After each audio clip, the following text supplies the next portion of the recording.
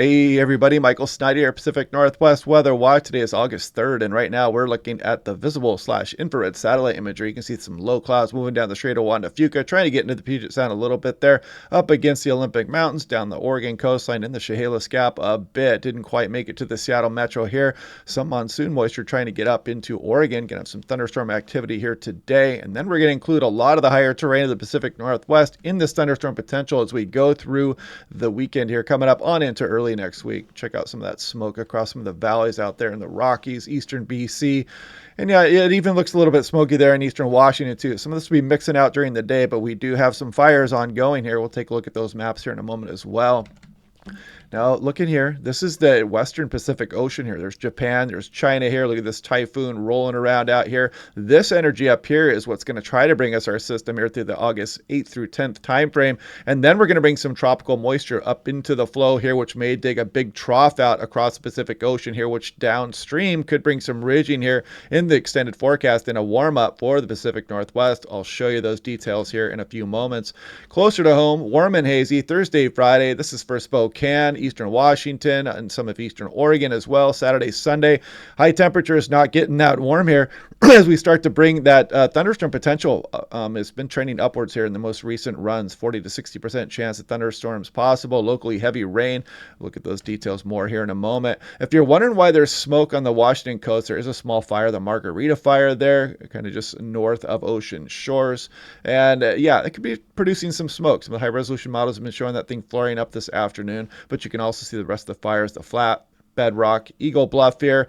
There's quite a bit of fire activity going on across western Montana here as well. So it is that time of year, and there's a couple small fires out here towards Cheney and Spokane as well. This is looking at the HER 3 so it shows this fire on the coastline flaring up pretty good as you go through the afternoon and evening. So if you're smelling smoke out there across Olympia, some of the I-5 corridor, towards Aberdeen, southern Puget Sound here, that's probably what that is going on. There's also a couple small fires here, just kind of south the Kitsap Peninsula as well. But you can see that fire activity bobbing and weaving here across the region. There's the Eagle Bluff fire, the Bedrock, and the Flat fire shown there. Now, this is a nice home weather station here. I highly recommend this station. Click on the link down below to save 10% off. It's got a great smartphone app, or you can keep it all private as well. And then you can go to the site and you can see where all these stations are located. I highlighted on Australia today. Look, even somebody has one of those stations out there in Alice Springs. So good stuff here. Highly recommend that station. Very accurate. Here we go for SeaTac. 84 degrees, 5 degrees above average. Another very warm day here. No precipitation, but we do have a couple chances coming up here that we'll look at in some detail. August still relatively dry, generally averaging just under an inch of rain here. And you can see by the time we get to the end of the month, we're down to 76 degrees being our average high for the Seattle metro.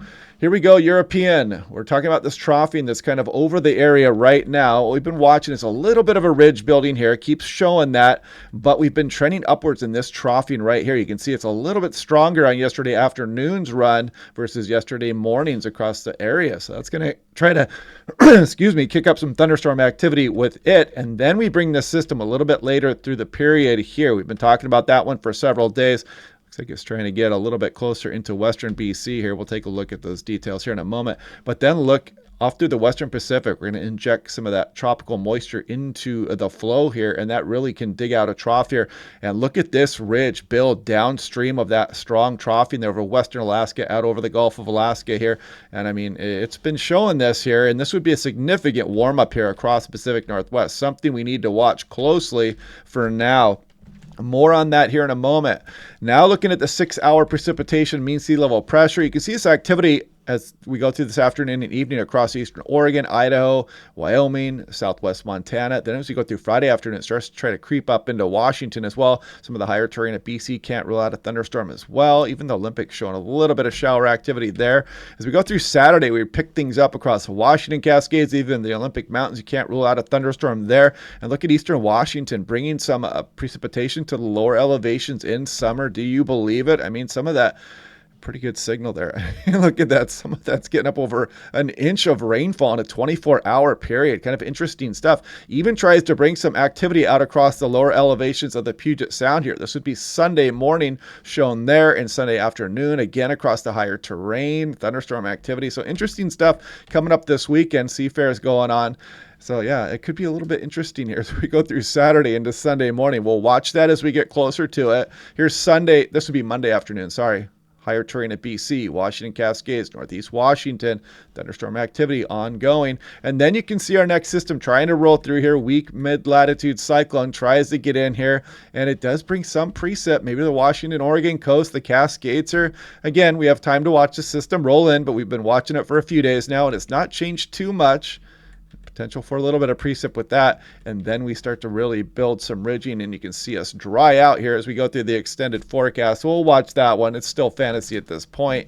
This is 700 millibar heights here, so I want to show you something here. You can see the troughing kind of back up over the Gulf of Alaska here, over the Pacific Ocean, and allows things to warm up a bit through this weekend, but we've got this little subtle troughing here across the region. Some of these steering winds here as we go through Saturday night into Sunday morning can even bring that into western Washington, for example. So you can kind of see the spin in the atmosphere there. That's why we're going to have the increase of thunderstorm activity as we go through the weekend.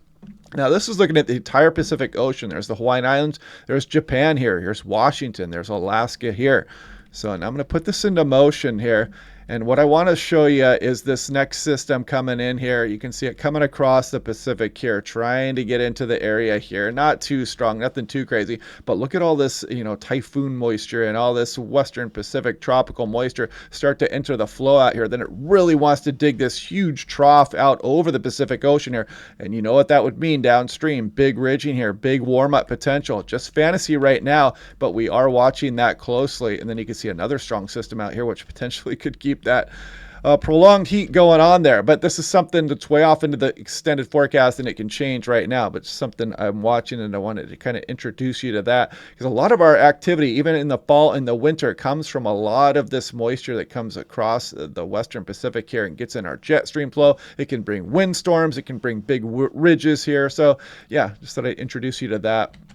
Now looking at this is 500 millibars. This is 18,000 feet upper levels of the atmosphere. You can see our troughing back up here. We warm up a bit this weekend, but we keep some troughing around for that thunderstorm activity.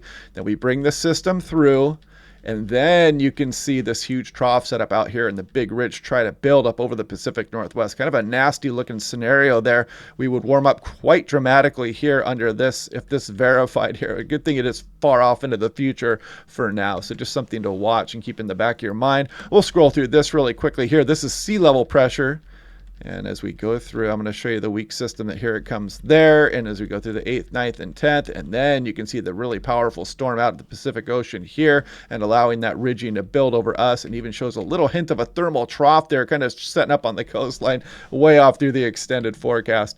Now looking at Portland, Oregon, you can see it in the European, the 15-day. I mean, look at some of these temperatures. Some of the ensemble runs are just absolutely bonkers there, but you can see there's big disagreement. So that's why it's a fantasy forecast. Huge forecast disagreement coming up here. Low confidence on what's coming with that potential ridge there. You can see that bit of a cool down through the 8th, 9th, and 10th time frame here. This is Tillamook, Oregon. Even on to the coastlines here, they would warm up significantly, or we would warm up all the way down through the Oregon coast, Washington coast, even up into Vancouver Island here under that scenario. This is Hoquiam. Again, that fantasy warm up off in the extended. Bend, Oregon, similar thing there. In Seattle, you see the bit of a cool down, and then the ensemble members just kind of all over the place. I mean, some of them even up towards 100 degrees, and some of those fantasy runs take that with a grain of salt right now, but you can definitely see it. This is Spokane, something similar there, kind of bouncing below average here too. In the meantime, with that troughing around across the area and some of these thunderstorms setting up over eastern Washington. Brookings, Oregon, you can see the ensemble runs just start getting all kinds of crazy and wild once you get past August 11th. Look at the huge spread, low confidence, and the red line, of course, on these graphs shows the average temperature for this time of year. Seattle Metro, check it out. Some of this thunderstorm activity looks like it might be trying to creep in here as we get towards the weekend. We got to watch that closely.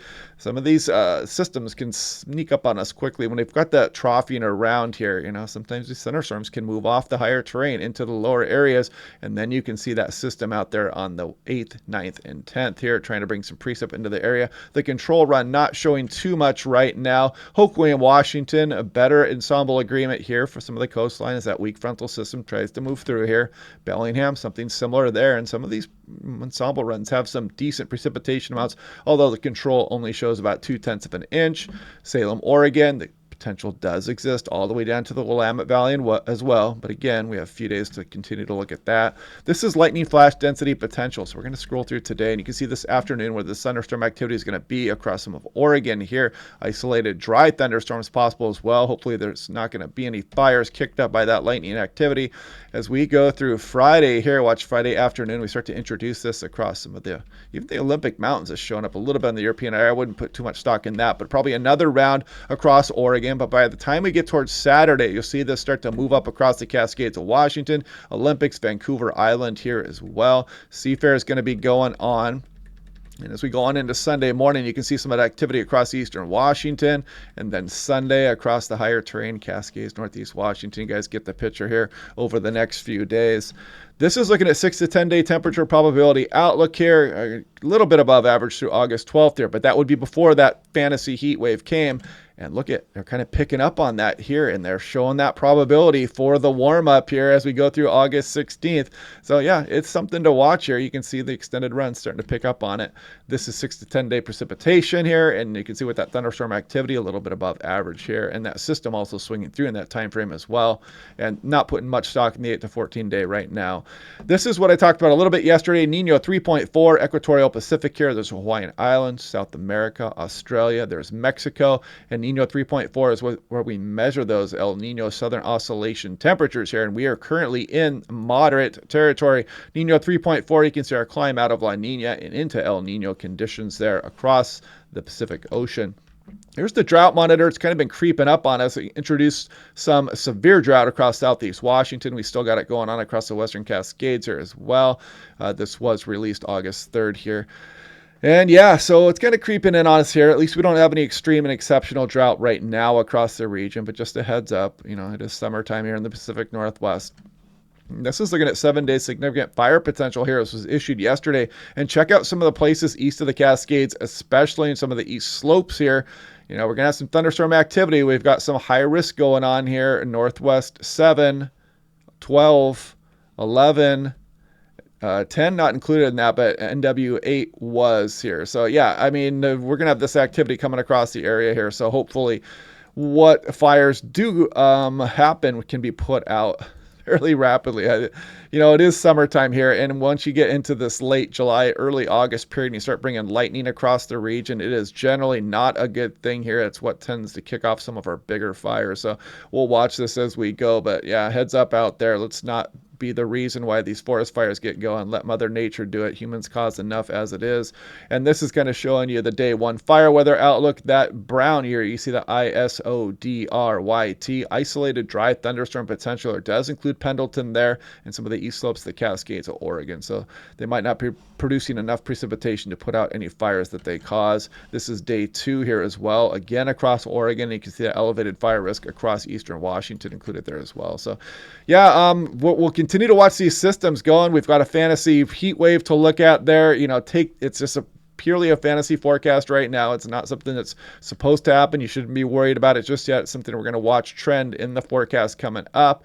But yeah, we're probably going to cool down pretty well here as we go through that August 8th through 10th time frame here with some nice onshore flows, some thunderstorms in the meantime coming up here. And yeah, the temperature's been downtrending a little bit as we go through the weekend coming up here. So we'll watch that again tomorrow. We'll check out those temperatures in some more detail then. But anyway, hope you guys are liking these videos. Click like and subscribe. We'll do this again tomorrow, and I'll talk to you guys then.